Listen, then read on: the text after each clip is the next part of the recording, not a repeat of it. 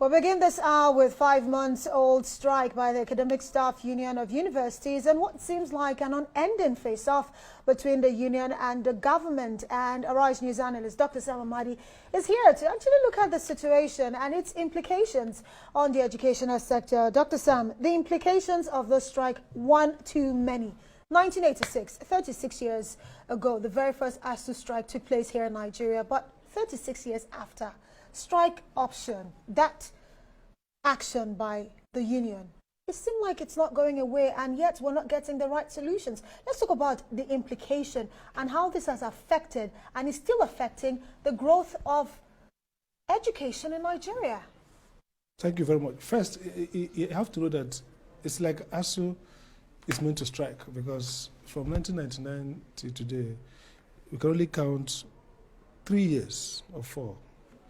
2012 and 2014 or so that Asuu didn't strike. So only from 1999, when democracy came to today, 4 years out of that period was when there was no strike. So essentially, Asuu, and of course, when Asuu was formed, a year after, 2 years, so they had a first strike and they were banned, then banned again in 1992. So basically, the question is, some people say must Asuu strike, but then if you look at the reason Asuu strikes, usually the same thing: salary, allowances, and failure to implement agreements. In 2009 agreements, what they are contesting. In 2002, they were also they went on strike because of failure to implement the agreement. So the question then is, what can't you find a solution that works? And there are various issues here. One is the impact on students. Essentially, Nigeria's education has basically, downgraded. If you look at top universities, degrees from Ghana are rated more than degrees from Nigeria, apart from maybe premier universities like maybe Bado and so on and so forth. When I was a graduate student, I do quarrel with university admission at Harvard, and they seem to privilege more of people from University of Legon.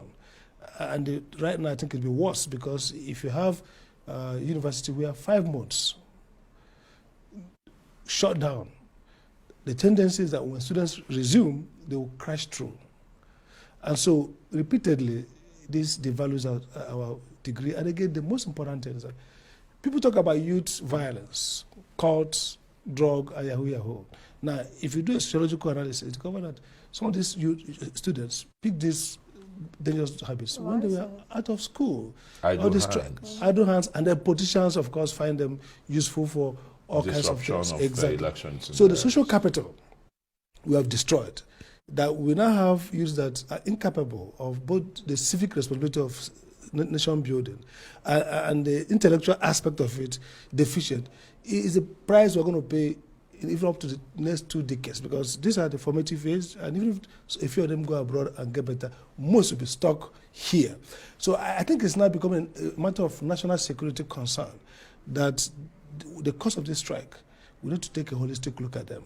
Again, Asuu says, if we get 2 demands, their own test platform, portal, UTAS, fully accepted, which the Minister of Labour said they are going through the process and certification, and then pay that allowance. Now, the big question here is, a federal government is broke. We saw the report around the revenue of this country, and what we use more than our revenue to service debts alone.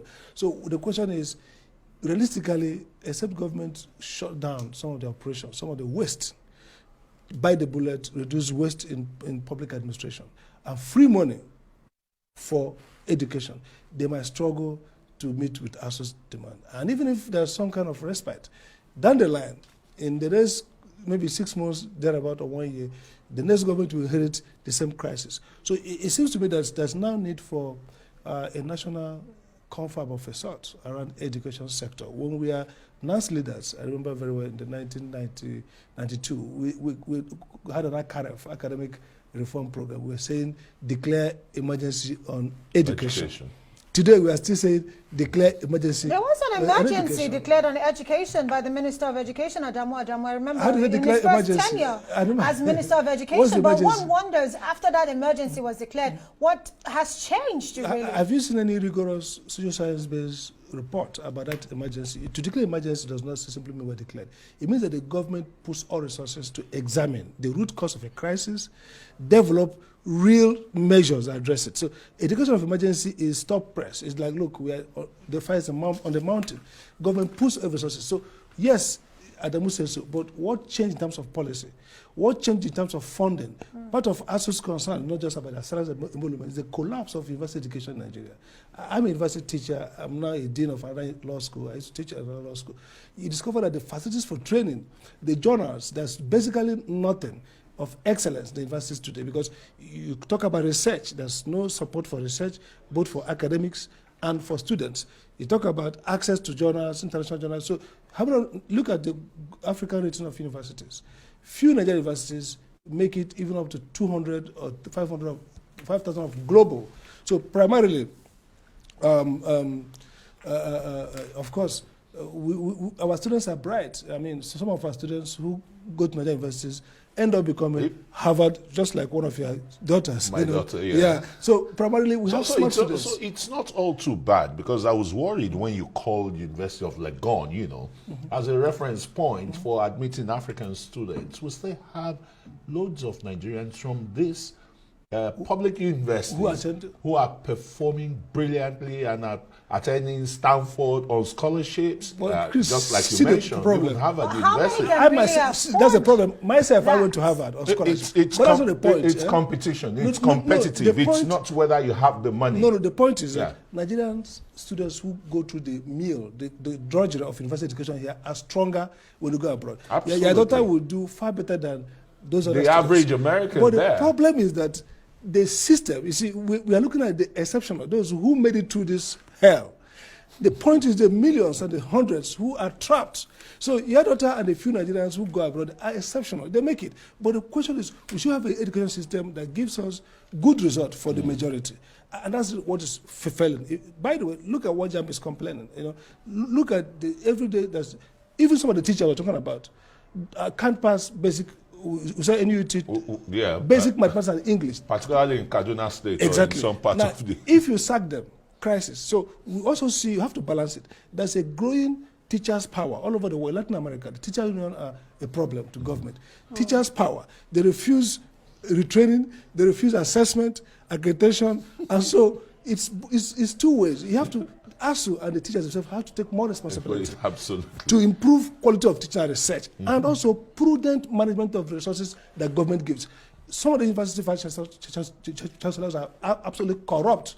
They are with their internally generated revenue. The taxes the students are paying, they're not doing well. So we need, this emergency is both to redefine the basis of university funding, maybe privatize a lot of them. People have argued, why should federal government take responsibility to fund all kinds of schools? For example, abroad, they give you granting aid based on performance, benchmark. So why should be giving all universities the same amount, and they do no research, they do nothing, they sit back. Absolutely. And some of them are trading, some are contracting. The money is not returned to government. The federal government alone cannot, it's not sustainable. You have to, and then we should also allow people to pay fees that are appropriate to the university education, so that they can generate funds to finance. You see, something was given. Well, that's still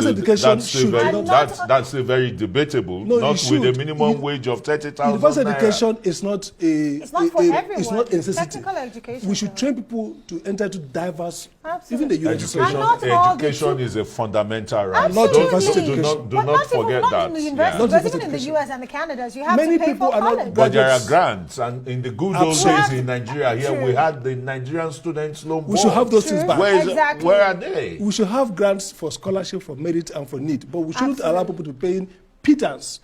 They're getting another education, nor the schools being funded. So my view is, you have to see education, even education, as something that consumes money, fund it, and then allow people to pay, and then give granting aid. Why should somebody like me, my daughter was in the line before she left, she was paying less than 45,000, whereas her cell phone is probably around 400,000. You're able to fund. No, you should pay well, then subsidize those who can pay. The 2.1 million Nigerian students in federal universities can actually get a scholarship. How many scholarships are there? They should create scholarship for the brightest, and the needy. Yes. Dr. Sam Amadi, good place to leave the conversation. Thank you.